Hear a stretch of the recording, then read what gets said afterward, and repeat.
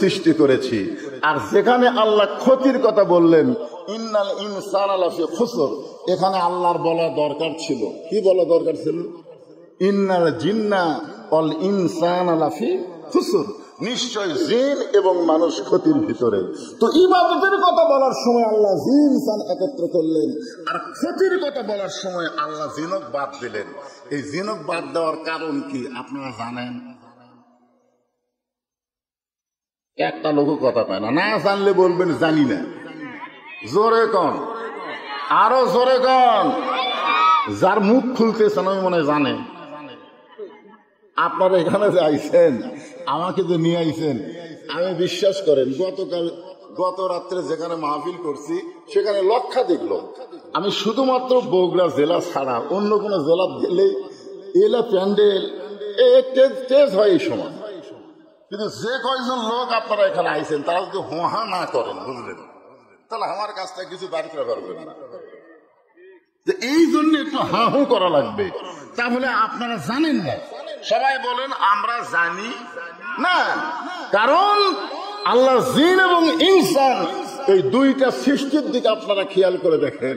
আপনারা বলেন তো, জিনক সৃষ্টি করে আল্লাহকে ফেরেশতা দিয়ে সেজদা করে নিছে, কিন্তু আদমকে যখন তৈরি করলেন, আগে তো জিনক সৃষ্টি করছে, তারপরে তো মানুষ। জোরে কোন ঠিক কিনা?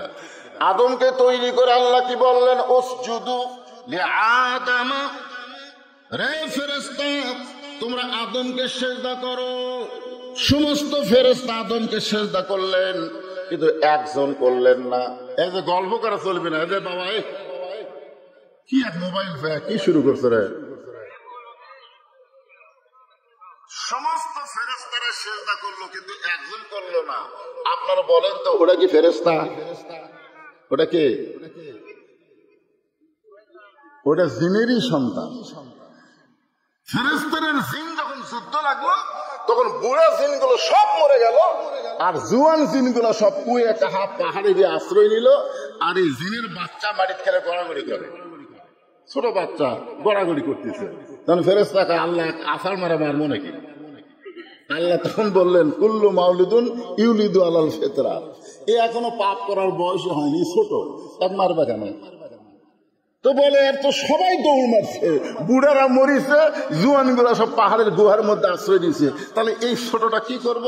আল্লাহ বললেন, একে তোমাদের কাছে নিয়ে আসো। তখন ওই ছোট জিনের বাচ্চাকে ফেরেশতারা তাদের কাছে নিয়ে আসলো। আস্তে আস্তে বড় হলো। এক সময় চরিত্র ইবাদত দেখে আল্লাহ তাকে বললেন মুআল্লিমুল মালাইকা, যদিও ফেরেশতা নয়,